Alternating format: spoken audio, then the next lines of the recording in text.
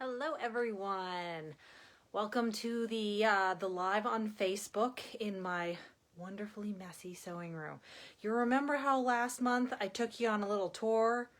And I did that because I said it was clean and it never is. Well, it is not anymore. So I'm gonna try to show everything I need to without showing the grand mess that is going on today. So I want to welcome everyone. I do apologize for not posting when I was going to hop on today. Honestly, my kids have a lot of different things going on today with their e-learning, and I didn't want to promise a time and then not be able to make it. And it was really unclear when I was going to have a time to have everything prepped and pop on here. So I hope if you do miss this, you're watching the recording. So hi. So once again, I'm Cheryl Bricky. In case you haven't seen one of these videos, I blog and own Meadow Designs, a pattern design company, and I'm coming to you from Greer, South Carolina. I've been designing quilt patterns for now over a decade, so I feel really old. I just wanted to show you all. Look, I got new business cards with my new logo. Isn't that cool? Though I'm not sure if it's going to show up backwards because it's looking backwards to me. If it is, I'm sorry. I'm still new to this whole Instagram or Facebook Live kind of thing. So today we're going to talk about hourglass blocks. And I'm going to generalize this a little bit more. The ones we have in our pattern, I would really consider more of the half-hour glass blocks, where you're making one half square triangle and then you're combining it with another, just a solid piece. So you're winding up with just like 1/4. Sometimes people call them quarter square triangles. I would call them a half-hour glass block, but because we didn't have any others, I just called them hourglass blocks. So what I'm going to give you some tips on actually will work really well for true hourglass blocks, probably even more than our half-hour square blocks. Hourglass blocks. I'm sorry. It's Friday, right? It's been a long week. So I'm going to be demoing on just some random half square triangles that I made for another project. I hope you don't mind the colors. But I'm going to flip the camera around and get that set. Here we go. All I want for Christmas is a real stand for my phone, because right now I'm using my son's music stand. So just making sure you guys can see. Okay, so here are my two half square triangles. So in your instructions, this would just be, one of these would just be a plain sheet. But I figured I'm going to do it this way so you get even more tips on how to do true hourglass also. So I always, when I do my half square triangles, as you know, I like to press to the dark side. These ones don't really have a dark and a light. And I use my block lock to trim them. Now, when you're making hourglass things, there is, I think it's step 3, do not trim the half square triangles. Because they're used as an intermediate for the hourglass units, there's no need to trim them and then sew them into hourglass units and then trim them again. And in fact, I like to have that little extra wiggle room. So you do not need to trim them. These just happen to be trimmed because these were just extras from a quilt. So what I do first is I put my half square triangles together, not like that, the other way, such that, let me just make sure you can see this as best you can. These little seams are nesting. So the top seam is going this way and the bottom one is going that way. And you can feel them interlocking. And I move my fingers around like this. You might have to wet your fingers. You can lick them. I won't tell anyone. And so you want to align these two. Now our units are smaller than these. I just picked bigger ones because it was easier to see.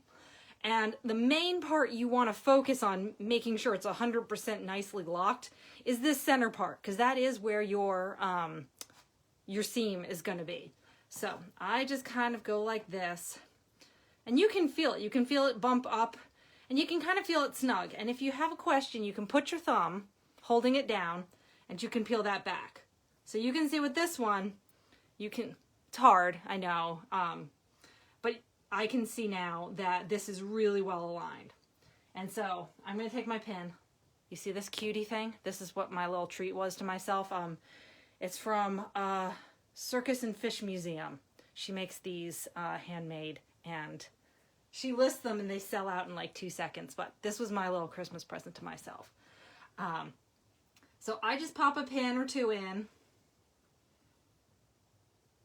to hold them in place. You can pin all the way to the outside, however you want to do it. And then we're going to go and do a diagonal, or yeah, a line diagonal through this quilt. Where's my ruler? Here's my ruler. Such that it goes about point to point, but more importantly, these lines are along the seam line, because that's going to give you that nice crisp. So the most important is here, but going between the two ends. I mean, if it's off slightly on one end, I would focus mostly here. So here are my 3 marking devices. We have our simple pencil. I like the blue line, and then if you've ever seen this, this is a chalk. And it has like this little rolly thing, and you can, it makes a really nice line for dark fabrics. So for this one, I'd probably use the blue line. I'd draw, and then I take this over to my sewing machine, and I'd sew 1/4 inch on either side.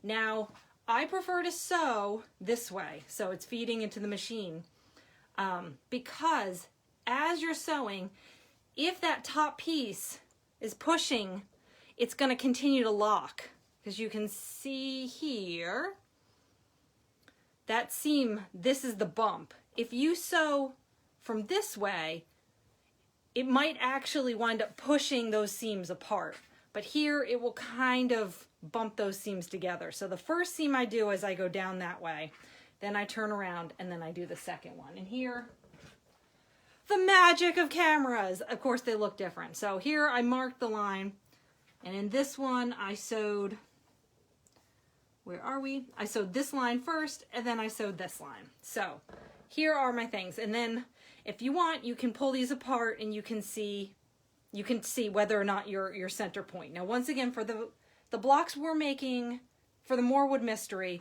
this is going to be a solid fabric, so this is much less important, but I'm trying to, you know, give you tips that you can take to a whole bunch of other patterns.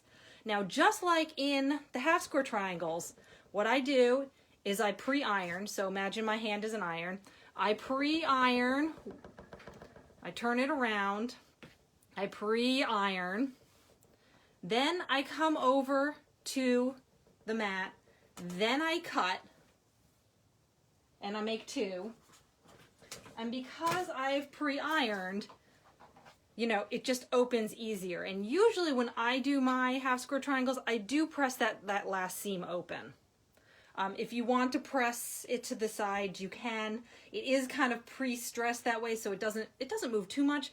But I just find with this, these all are, you know, with all of the bias edges, I find pressing this open to be the best. So let me just make sure. Let me go back here. I don't see anyone asking any questions, but if you do, pop them up. I'm watching.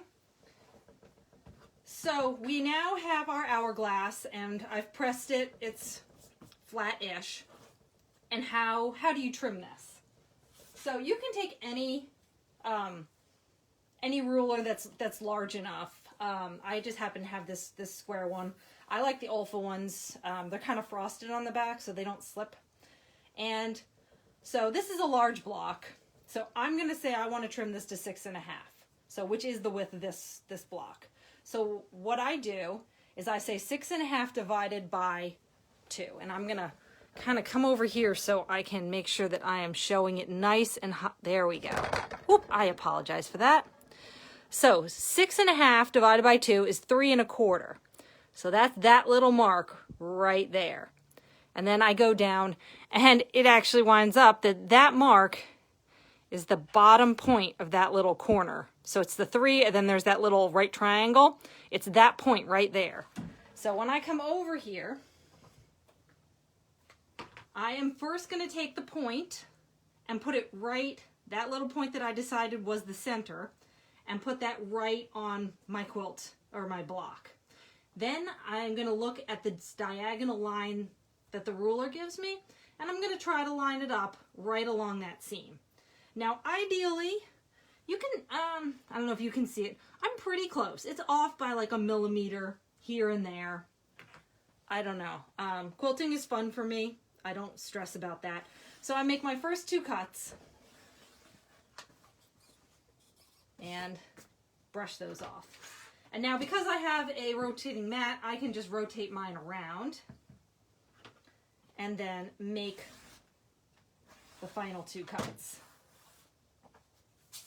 Okay, and there is my 6.5 inch unfinished block. So this will be 3 inches finished.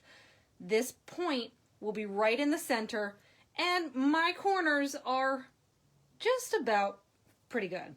So if I instead said, I didn't want to trim it to 6.5, I wanted to trim it so that it's 4.5, so 4 inches finished. I would come over here, there's the 2, I would go to the corner, come down, because it's a corner, it's going to be that little corner right there by the 2. So just to demo again, since I can keep cutting this, I put that point right there at the corner. I'm aligning that line on the seam, line it a little bit better, trim, trim, get that off of there. And then when I spin it, because it's not the full width of the triangle, I'm actually going to spin my ruler around. Once again, setting that 2.25 inch, aligning that line on the seam, trim, trim, whoop, there we go. I think I need a new blade. I always tell people to switch it, and I haven't done it in a while. And now my hourglass is 4 inches finished, 4.5 inches unfinished as it is right now. So I hope that gives you some tips on how to align it, making sure that center is aligned. That won't be an issue for this pattern. How to mark it, sewing from the direction. It's kind of counterintuitive because I like to sew that the, this flap will always wind up down, but I do sew the first one, I sew against that first direction just to, if it is going to slide, it's going to lock into place instead of being sliding away from each other. Pre-pressing, like we do our half square triangles, cutting them, pressing, whichever way I like to press open, and then using the ruler. And the main thing I do is I figure out where that halfway point is, and then put that point on that point of the seam, and then align that line. So let's see, I'll just come back to me. So unless you guys have any questions, those are all my tips on how I make hourglass blocks. I don't mind them. I kind of like hourglass blocks. They're a little finicky because all of their edges are biased, so do make sure that you take care when you are ironing them, when you're pressing them open. You're pressing, you're not sitting there trying to stretch them, because then otherwise the outsides do get a little wavy. So for anyone who is listening on the re-listen, I will be checking all the comments. So if you have further questions and you didn't catch this live, because I do know I just popped in unannounced, leave them in the comments and I can answer them there. If need be, I can always record another video for you guys. I want you guys to stay safe and have a really good holiday season, whatever your plans may be. And I'll give you a little hint. This is the last month that we're doing units, all sorts of little bits. Starting in January, we're going to start putting these together into blocks. So hopefully we'll start to see our quilts come together in our little mystery design. So otherwise, I'll talk to you later. Have a wonderful day.